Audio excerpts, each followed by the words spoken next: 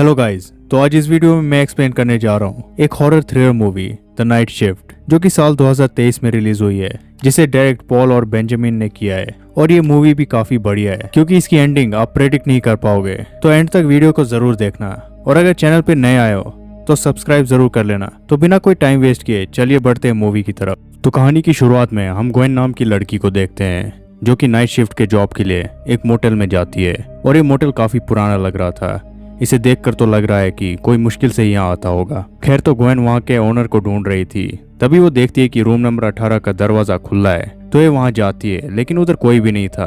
तो फिर ये बाहर निकलती है, तभी वहाँ ओनर भी आ जाता है, जिसका नाम है टेडी माइल्स। अब टेडी ग्वेन को वहाँ का टूर करवाता है और बोलता है कि सभी रूम साफ है, पर रूम नंबर 8 को थोड़ी सी सफाई की जरूरत है। और टेडी उसे सप्लाई रूम में ले जाता है और बोलता है कि इसका दरवाजा सिर्फ बाहर से ही खुलता है, तो कभी अगर अंदर से कुछ सामान लेना हो तो दरवाजे के सामने एक ईंट रख लेना।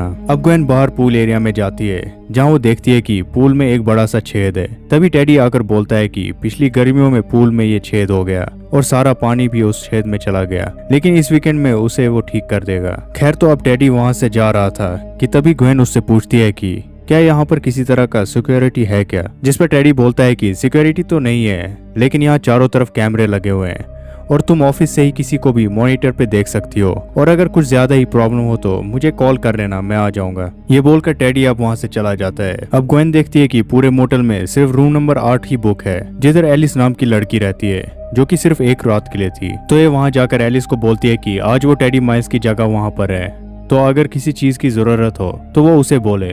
और ग्वेन देखती है कि एलिस के हाथ में लाल रंग लगा हुआ है, और फिर अचानक से दरवाजा वो बंद कर देती है। और ग्वेन देखती है कि एक गाड़ी मोटेल के बाहर धीरे से चल रही थी, मानो कोई उस पे नजर रख रहा है। खैर, तो अब ग्वेन रूम नंबर 8 को साफ करने लग जाती है और सप्लाई रूम में बेडशीट को वो वॉशिंग मशीन में डालकर बाहर निकलती है और देखती है कि एक औरत ऑफिस में जा रही थी। तभी ये जाकर देखती है कि उधर तो कोई भी नहीं है। तो अब वो गौर ना करते हुए अपने लिए फूड ऑर्डर करती है, और फिर तभी उसे रूम नंबर 13 से कॉल आता है, जिसे ग्वेन पिक करती है। तो कोई आगे से बात नहीं कर रहा था, और फिर कॉल कट जाता है और फिर से कॉल आता है, लेकिन ये देखती है कि रूम नंबर 13 में तो कोई भी नहीं है। और फिर ये फोन पिक करती है, तो उसमें किसी लेडी की हंसने की आवाज आ रही थी। अब ग्वेन डर जाती है और ये चाकू लेकर पहुंच जाती है रूम नंबर 13 में, जहां वो टेलीफोन को चेक करने लगती है कि ये ठीक है या नहीं। तभी हम उसके पीछे एक एंटिटी को देखते हैं, और फिर अचानक से फोन बजने लगता है कि तभी उसके सामने भी वो एंटिटी आ जाती है, जिसे देखकर ग्वेन बाहर भाग जाती है। और बाहर एलिस भी होती है, जिसका हेयर ड्रायर खराब हो गया था।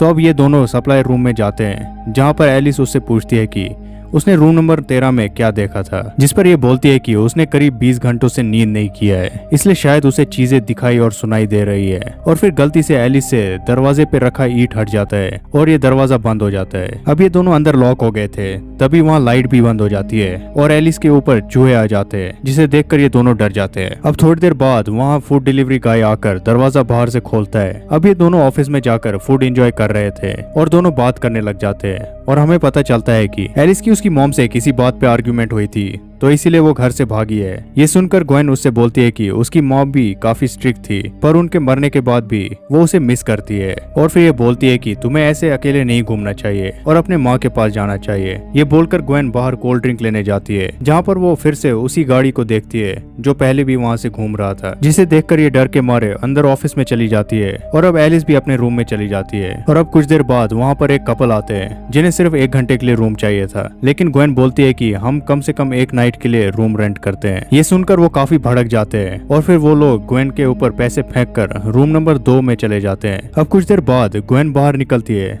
तो उसे रूम नंबर 2 से कुछ आवाज आ रही थी, जहाँ पर वो कपल थे। तो ये खिड़की से देखती है कि उस आदमी को उसकी बीवी एक बेल्ट से लेटा कर पीट रही थी। पता नहीं ये किस तरह के मजे हैं। खैर, तो अब ये पूल एरिया में जाती है और देखती है कि पूल के उस सुराख में पानी के बुलबुले उठ रहे थे, और अचानक से ये पूल में गिर जाती है। और वो देखती है कि उस सुराख में से एक एंटिटी उसी की तरफ आ रही थी। तो ये चिल्लाने लगती है। आवाज सुनकर एलिस उसको ऊपर खींच लेती है, तभी एंटिटी भी वहाँ से गायब हो जाती है, और इसे अभी भी लग रहा है कि ये इसका हेलुसिनेशन है। अब ये दोनों एलिस के रूम में जाते हैं, जहाँ एलिस बोलती है कि उसने ऐसा सुना है कि ये जगह हॉन्टेड है, और अब वहाँ से वो कपल भी चले जाते हैं। इधर अब ग्वेन एलिस को बोलती है कि क्या उसने मोटेल के बाहर किसी कार को देखा है जो बार बार वहाँ से गुजर रहा था। और फिर ग्वेन बोलती है कि कुछ साल पहले वॉल्टर नाम का आदमी हमारे घर में घुस गया था और उसने मेरी माँ और मेरे बहनों को मार दिया, लेकिन सिर्फ मैं बच गई क्योंकि मैं वहाँ से भाग गई थी। और पुलिस पुलिस ने भी वॉल्टन को पकड़ लिया, लेकिन वॉल्टन ने 2 दिन बाद ही पुलिस को चकमा देकर वहाँ से भाग गया था। और अब ग्वेन एलिस को बोलती है कि शायद वॉल्टन यहाँ भी उसके ऊपर नजर रख रहा है। ये सुनकर एलिस ग्वेन को पुलिस से कांटेक्ट करने को बोलती है। खैर तो ग्वेन ऑफिस में जा रही थी,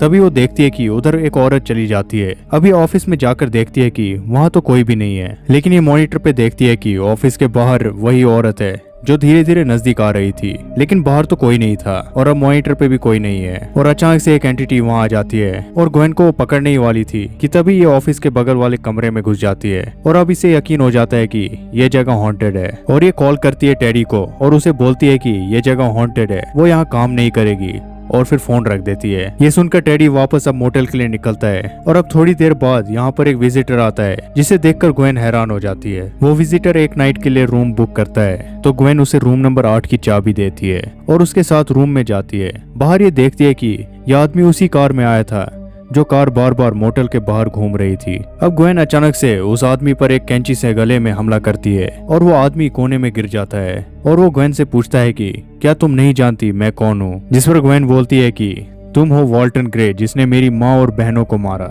और अब हमें असली राज पता चलते हैं, क्योंकि वो आदमी बोलता है कि उसका नाम है रेमंड, जो कि ग्वेन का डॉक्टर है और ग्वेन का इलाज पिछले 12 सालों से चल रहा है, क्योंकि वो दिमागी तौर से अनस्टेबल है। और असल में ग्वेन ने ही अपनी माँ और बहनों को मारा था, क्योंकि वो लोग इससे र्यूड बिहेव करते थे। और जो तब से ग्वेन को एंटिटी दिखाई दे रही थी, वो सब असल में ग्वेन का इमेजिनेशन था। खैर तो अब ग्वेन इन बातों को नहीं मानती है और वो डॉक्टर को मार देती है। और बाहर 2 हॉस्पिटल के लोग भी आए हुए थे जो कमरे में जाते हैं, तो ग्वेन उन्हें भी वहाँ पकड़ लेती है। यहाँ एलिस अपने रूम से बाहर निकल के देखती है कि बाहर एक वैन खड़ी है और रूम नंबर 8 से आवाज आ रही थी। जहाँ जाकर ये देखती है कि वहाँ पर 2 लाश है और ग्वेन एक पर कैंची से हमला कर रही थी। और अब ग्वेन उसके पीछे भागने लगती है, तो एलिस जाकर ऑफिस में छुप जाती है। वहाँ ग्वेन आ जाती है और दरवाजा तोड़ने लगती है, तो ये पीछे से भाग जाती है और ग्वेन की ही कार में छुप जाती है। पर वहाँ भी ग्वेन आकर एलिस को पकड़ती है, लेकिन एलिस ग्वेन पर चाकू से हमला करके वहाँ से भागती है कि तभी आगे से ग्वेन एक कुल्हाड़ी से उसके ऊपर हमला करती है और उसे भी मार देती है। और अब कुछ देर बाद हम देखते हैं कि वहाँ पर टेडी आता है और वो देखता है कि रूम नंबर 8 का दरवाजा खुला है। जिधर ये देखता है कि बेड पर लाल रंग के धब्बे लगे हुए हैं और ये पूल एरिया में एक वैन देखता है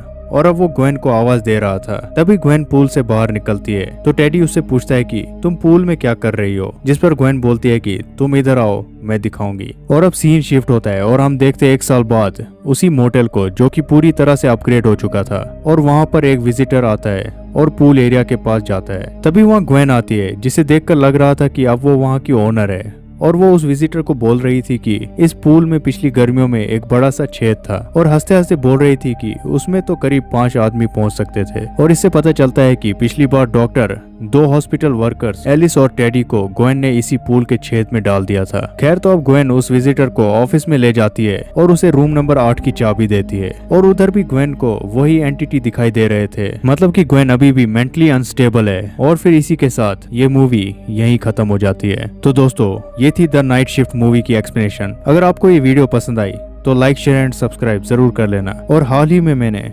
एबिगेल मूवी को एक्सप्लेन किया है, तो उसे चेकआउट जरूर कर लेना। तो मिलते हैं अगले वीडियो में, तब तक के लिए बाय बाय।